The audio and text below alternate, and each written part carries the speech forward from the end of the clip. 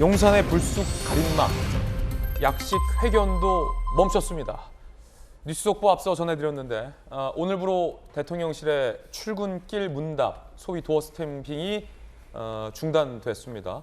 우리가 기억하는 도어 스탬핑 관련 최근 뉴스는 MBC 기자와의 용산 비서 직원 간의 어떤 설전이었고 MBC 기자가 신은 슬리퍼 뉴스였는데 근본적인 방안 마련 없이 지속이 불가능하다라는 판단하에 출근길 문답을 중단하겠다고 밝혔습니다. 글쎄요, 그 많은 매체 중에 그냥 한 매체인데 그 한 매체 때문에 출근길 문답 전체를 중단할 필요는 있는가라는 의문은 듭니다.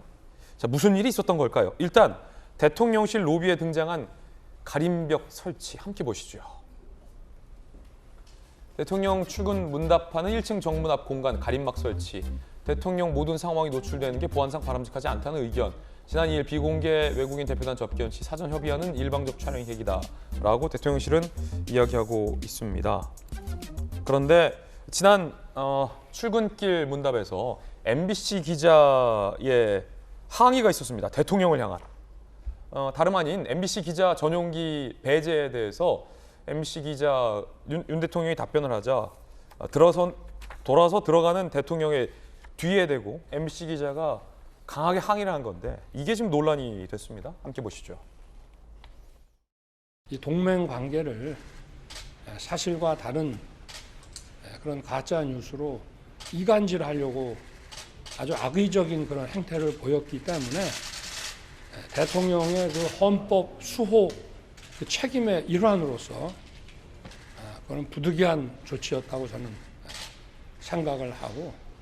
MBC가 뭘 악의적으로 했다는 거죠? 뭐가 악의적이에요? 자, 이 장면이 매우 논란입니다. MBC가 뭐가 악의적이냐, 뭘 악의적이냐라고 재차 대통령의 뒤에다가 항의를 한 겁니다. 그러자 대통령실에 있는 이재명 부대변인이 이런 게 악의적이다라고 10가지 답변을 내놨습니다. 확인하기 힘든 말 자막 만들어 무한 반복. 이게 악의적이다. 하나하나 이재명 부대변인이 뒤에 붙였어요. 대통령이 하지 않은 말로 거짓 방송. 이게 악의적이다. 가짜뉴스로 미국 입장 요구하며 이간질. 이게 악의적이다. 책임 있는 답변 요구에 무응답했다. 이게 악의적이다.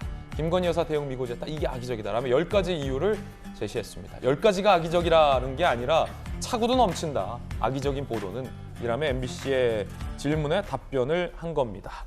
홍보기획 비서관과 MBC 저 기자가 설전을 벌인 영상도 고스란히 녹화가 됐습니다. 함께 보시죠. 아니 뭐가 가짜 뉴스예요? 뭐가 가짜 뉴스? 돌아가셨어요. 가시는데 찍지 마세요. 이거. 아니 그럼 질문도 못 해요? 질문하라고 단상 만들어 놓은 거 아니에요? 말씀하시고 끝났잖아. 그렇게 했잖아. 반말하지 마세요. 뭐가 악의적이에요? 뭐가 악의적이에요? 아직도 이해를 말 조심하세요. 말 조심하시오가 아니라 보도를 잘하세요, 정말. 그럼 뭐가 악의적이에요? 이 공개석상에서 뭐가 악의적이라고 하는 거냐고요? 저희가 뭘 조작했다는 거예요? 몰라요? 증거를 내놔요. 그러면 분석하고 있다면서 증거를 내놓으라고요. 내놓지도 못하면서. 야, 아직도 이렇게 했네. 아직도? 아직도. 그럼 뭐 지금 무슨 군사정권이에요? 이거 아직도라니요. 아니, 군사정권, 왜 군사정권이라는 말이 나와요? 어떻게? 이렇게 독재적으로 하는 게 어딨어요? 국제적인 게 아니라. 아니 다 보도해주세요. 다 보도해주세요. 언론이. 이런 편협한 언론관이 문제인 거예요. 대통령실에. 자, 그러자 일각에서는 저 고성을 지른 MBC 기자가 대통령에게 질문을 던지는 자리인데 슬리퍼에 팔짱을 끼고 있다라는 태도를 지적하며 악의적인 공격적인 애초의 태도와 성의 없는 태도로 브리핑에 일관을 했다라는 지적도 나오고 있습니다. 자, 팔짱을 끼고 저렇게 슬리퍼. 다른 기자들은 그런 모습은 보이지 않고 있다라는 부분에서 굉장히 무례하다라는 지적도 여당은 하고 있습니다. 김기현 의원은 흡연실에도 슬리퍼 긁고 나오지 않는다. 완전 함량 미달이다. 김종욱 비대위원 기자 출신이죠. 이건 너무 무례한 거 아니냐. 대통령이 아니라 남대문 지게꾼 만나도 슬리퍼 신고 나갈 수는 없다. 최소한의 예의를 갖추라. 라는 이야기들 했습니다. 여야 의원들 이야기 들어보겠습니다. 먼저 김연아 의원님. 일단 대통령에 대한 예우를 지키는 것들이 굉장히 많이 무너진 건 사실인 것 같아요. 국민들 입장에서 생각해 보면 글쎄 뭐 팔짱은 그럴 수 있다고 치는데 이제 보통 보면 약간 중진 기자급들은 말진 기자들이 앞에서 질문하면 뒤에서 약간 이렇게 관전하는 자세로 해서 팔짱을 끼고 있는 모습은 뭐 저도 간혹 목격을 했습니다. 그런데 슬리퍼는 조금 아니다 싶어요. 내근을 할 경우에는 슬리퍼를 신지만 저렇게 대통령이 나와서 일종의 문답을 하는데 슬리퍼를 신고 나왔다. 좀 그건 아니라는 생각이 들고 저는 MBC가 대통령실과의 결국 좀 매끄럽지 못한 관계를 저런 식으로 계속 태도에서도 보이고 있다고 생각을 하고 있고요. 그리고 이제 대통령실의 도어 스태핑의 가벽과 저 MBC 기자와 홍보실 직원과의 어떤 설전은 조금 별개의 문제인데 이게 이제 동시다발적으로 이루어지다 보니까 저것 때문에 가벽을 설치하는 게 아니냐라는 지금 얘기가 나오고 있습니다. 그것은 아니고요. 대통령실에서도 입장을 밝혔지만 이제 외국의 대표단이 이제 용산에 와서 들어오는 과정에서 처음에 사전 협의하지 않은 장소에 막 카메라와 기자들이 와서 촬영을 하고 거기에 이제 약간 질문하는 이런 형태가 벌어지면서 뭐 저는 대통령실 입장에서는 여러 가지 외교와 관련돼서는 굉장히 많이 사전에 준비하고 기획한 대로 준비하려고 하는 게 당연하다고 생각이 되고요. 또 이제 뭐 지금 대통령의 그 뭐 부적절한 발언 역시 공식 석상이 아니라 이동하는 과정에서 이제 찍힌 거 아니겠습니까? 그래서 뭐 저는 조심한다는 차원에서 그거를 절제하고 준비하는 것, 그거는 있을 수 있다고 생각이 됩니다. 근데 다만 제가 좀 안타까운 건 이게 이제 공교하게 시기가 겹치면서 대통령의 도어 스태핑에서 MBC를 배제하려고 하는 게 아니냐, 아니면 MBC 때문에 도어 스태핑 자체가 없어지는 게 아니냐라고 하는 세간의 비판에 굳이 대통령실이 빌미를 줄 필요는 없었다라는 생각을 합니다. 예, 전재수 의원님은요. 그러니까 제가 아까도 말씀드렸지만 근원적이고 근본적인 문제는 대통령께 있는 것이죠.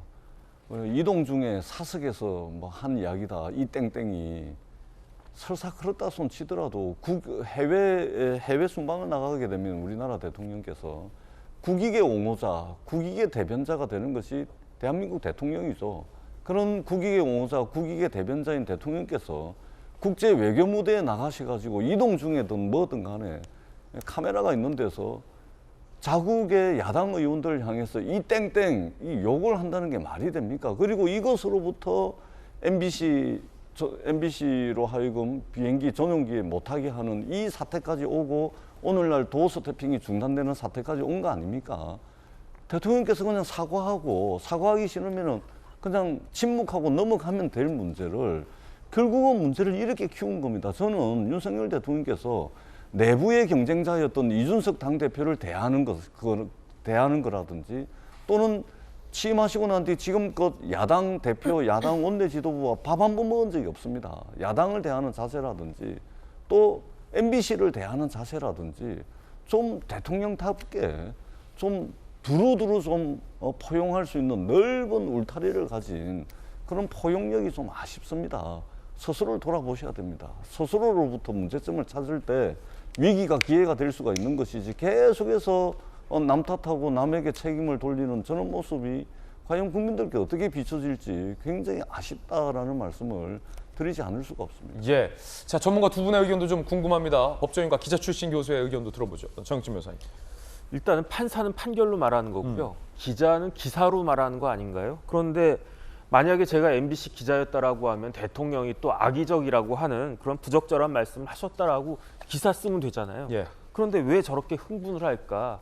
저렇게 흥분한 걸 보면은 뭔가 오히려 걸리는 게 있는 것이 아닌가? 그리고 난 다음에 대통령실에서 해명이 나왔는데 악의적이다. 아까 이렇게 쭉 나왔잖아요. 저는 오히려 그게 설득력이 있어 보이거든요. 첫 번째로 불확실한 말을 마치 확실한 말인 것처럼 자막 처리했고, 두 번째로 대통령이 명확히 하지 않은 말씀을 괄호에 넣어가지고 함으로써 문맥을 완전히 바꿔버렸단 말이에요. 그 다음에 세 번째로는 정확하지 않은 내용을 근거로 해가지고 백악관하고 미국의 국무부에다가 질의를 갖다가 했는데 백악관에서 그 질의 답변이 온 것에 대해서 회신을 이거 문제 없다라고 회신했는데 그걸 또 보도하지도 않았고, 그다음에 심지어 방송 규정까지 그 위반해가지고 대역 써가지고 또 물의를 일으켰고 이런 것들이 악의적이다라고 이렇게 차분차분 대통령실에서 반박하는데 제가 봤을 땐 그게 더 훨씬 더 설득력이 있는 것이 아닌가 싶고 마지막으로 한마디는 저 기자님이 제가 봤을 때 좀 젊으신 분인 것 같아요.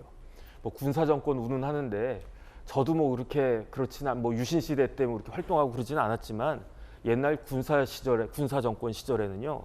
아무리 기자라고 하더라도 대통령 뭐 심지어 중앙정보부장 앞에서 저런 식으로 행동을 했으면 잡혀가서 두들겨 맞았어요. 저런 이야기를 할 수 있다는 것 자체가 우리나라 민주주의의 척도의 수준을 갖다 보여주는 겁니다. 참 굉장히 아쉽다는 말씀을 드리겠습니다. 김수현 교수님. 저도 그 군사 정권이냐 독재 정권이냐 얘기하는 걸 들으면서 저도 뭐 독재를 직접 겪지는 않았습니다만 물론 전두환 때 초등학교를 다녔으니까 잘 모르죠. 근데 저렇게 얘기할 수 있다라는 거는 우리가 그만큼 성숙한 민주주의라는 의미이기 때문에 아 저분이 독재 정권이 뭔지 전혀 모르시는구나라는 생각이 들었고 사실 이렇게 대통령실과 언론이 사이가 안 좋아지면 대통령실만 손해긴 합니다. 어쨌든 언론을 탄압한다는 이미지를 줄 수 있기 때문에 그럼에도 불구하고 MBC가 굉장히 좀 악의적인 보도를 했죠. 제가 가장 악의적이라고 보는 부분은 어떤 거냐면은 대통령의 그 말을 확정적으로 생각하면서 미국에다가 대통령실이 확인 없이 이런 말을 했는데 어떻게 생각하냐라고 이메일을 쓴 건 전 잘못이라고 생각하거든요. 왜냐하면 적어도 한 번은 물어봤어야죠. 대통령실에서 이렇게 말을 한 사실이 있냐라고 물어봤어야 되는데 그런 사실 확인조차 없이 확정적으로 이제 미국에 그런 식으로 이메일을 보낸 것은 굉장히 부적절했다고 생각을 하는데 충분히 그것에 대해서 뭐 언론중재위원회라든가 여러 가지 법적 절차라든가 그 문제를 바로잡을 수 있는 절차가 있을 거라고 생각하거든요. 그러면 뭐 반론 보도를 신청할 수도 있는 것인데 이거를 오히려 전용기 탑승을 불허한다거나 뭐 도어 스태핑을 중단한다거나 이런 식으로 풀게 되면은 서로 부적절한 걸 인정하지 않으면서 계속 강대강으로 가게 되는 거고 결과적으로 MBC의 몸집만 키워주는 셈이 되기 때문에 대통령실에서도 그 문제에 대한 적법한 그리고 정당한 대응 방식으로 이 문제를 이의 제기하고 풀어가는 것이 더 낫다. 오히려 MBC의 체급을 키워주기보다는 그것이 오히려 대통령실에게 낫다라는 생각이 듭니다. 예, 네 분 패널들의 의견 들어봤습니다.